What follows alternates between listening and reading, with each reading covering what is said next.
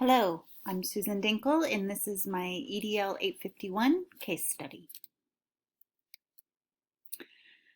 As the principal of my school, it's my responsibility to evaluate all of my staff members.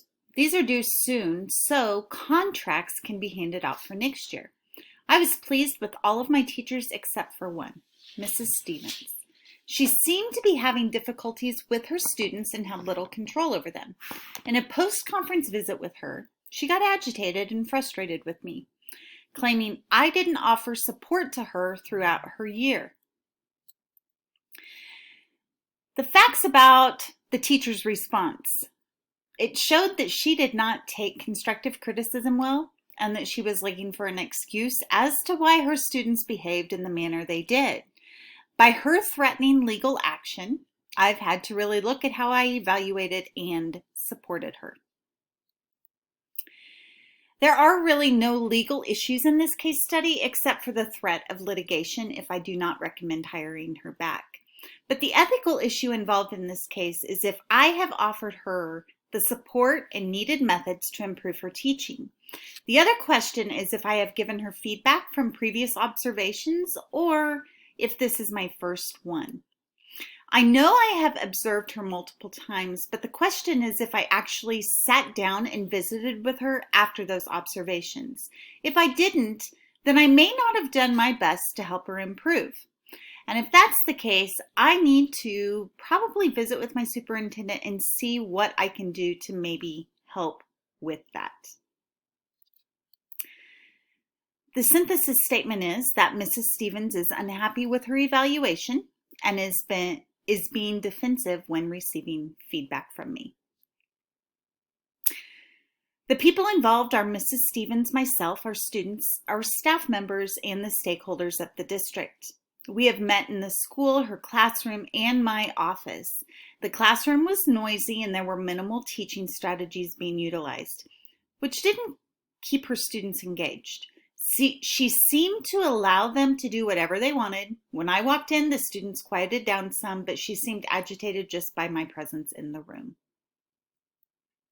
As I think about the information in this case study, I need to take all parties into consideration. The students, myself, and Mrs. Stevens are all involved in it. If I don't release her, with tenure, although this isn't something that Kansas has to deal with anymore, I will be stuck having a poor teacher in the district for a long time. This is not good for the students, and the relationship between her and I will probably be problematic over the course of her time with our district. She may become an issue with staff morale over the years too. So I really have to get to the bottom of this. So here are Here are my options and consequences. Option 1, to take no action. By taking no action and not turning the poor evaluation in, I'm obviously going to be stuck working with someone who's not willing to improve for the betterment of the students. And that's really not good for my students. It's not good for my staff. And it's certainly not good for her either. Option 2 is to turn in the evaluation as it is and not rehire her. Obviously, I'm going to have to hire a new teacher. There could be legal consequences and she may become a worse teacher to finish out the rest of this school year. That would not be a good situation either. In this day and age, trying to hire teachers has become even a more difficult task, especially getting highly qualified teachers. And so this truly could become a bigger consequence by not hiring her. Obviously, I don't want to be sued either, so I definitely need to take that into consideration, and I don't want the district to be sued. And if she just chooses to quit teaching throughout this year, and by quitting teaching, I mean simply not doing a good job, then that would not be good for any of us either. My third option, I would maybe request an intensive 1-month mentorship or educational program before offering a contract.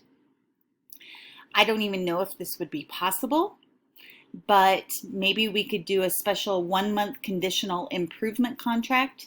That might be something that we could offer her.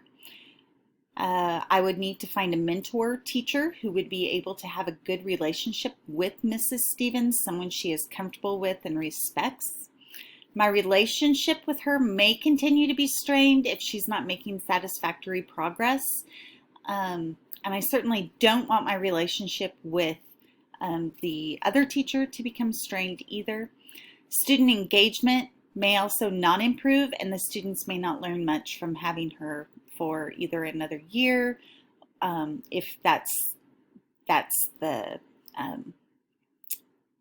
what I choose to do. My fourth and final step is to request other evaluation systems. Some of the consequences: student evaluations may show that it's only one difficult class and the rest of the classes are fine. For instance, in the secondary classroom where you only have one class, some student dynamics in that class might be causing the issue. It's not necessarily her, it might just be several of the students do not get along well, and so they are a little more problematic, and I would need to know that. She may feel like I'm being unfair having other people or methods evaluate her. And then the superintendent may not want to wait for them to actually happen.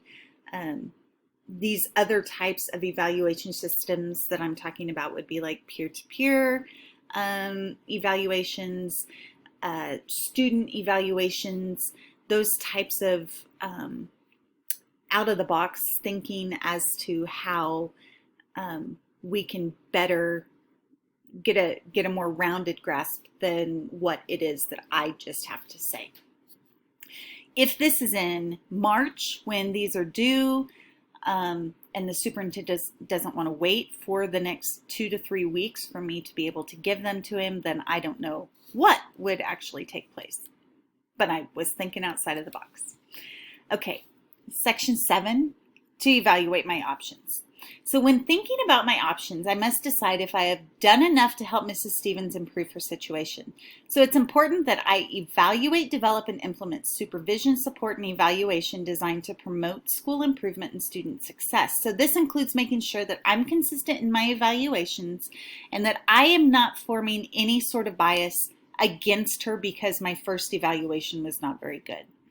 So in visiting with the superintendent to see if there are other options available, I may need to look into and ask for guidance that would be suggested, especially since she's threatening legal action against me. So choosing the best option. I don't know that I love any of these options, and truly I'm trying to figure out why I didn't offer more assistance and feedback earlier in the evaluation process if I saw problems. If I did and she chose not to do them, then I would probably go ahead and choose option number 2. I would probably work with the superintendent though to see if there was be a way to do a combination of option 3 and 4. But if contracts needed to be offered prior to being able to successfully complete this, then I feel like option 4 would be the best. So that there are more evaluations than just mine to support my evaluation. So to be quite honest, I don't know what I would do in this situation.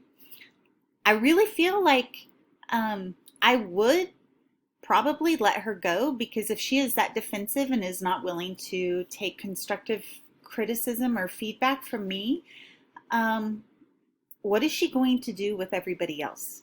And how is her interaction with her parents going to be? And I certainly would not want parents to question that. I would like to say that option 4 would be good, and something that I would like to implement anyway within our district. I really think student evaluations of teachers are important, and I would like to see that peer-to-peer feedback as well. So, to implement my decision. Number 1, I would communicate with Mrs. Stevens, letting her know my plan of support and evaluation for her, and that these evaluations will be final. I will also let her know that the superintendent is also on board with my plan of attack. I would work closely with him, my superintendent, making sure that everything being done is legally acceptable and that I'm doing as much as I possibly can to protect myself, my students, And Mrs. Stevens, she needs to know. I want her to get better as well. Third, I would create a student evaluation form and ask several proven staff members to do some walkthroughs and have them fill out a form on what they noticed. And finally, if the evaluations were not positive, she would not be rehired. If they are positive, I'll set up a mentorship program for the next school year to offer her more support. These are the standards, and thank you.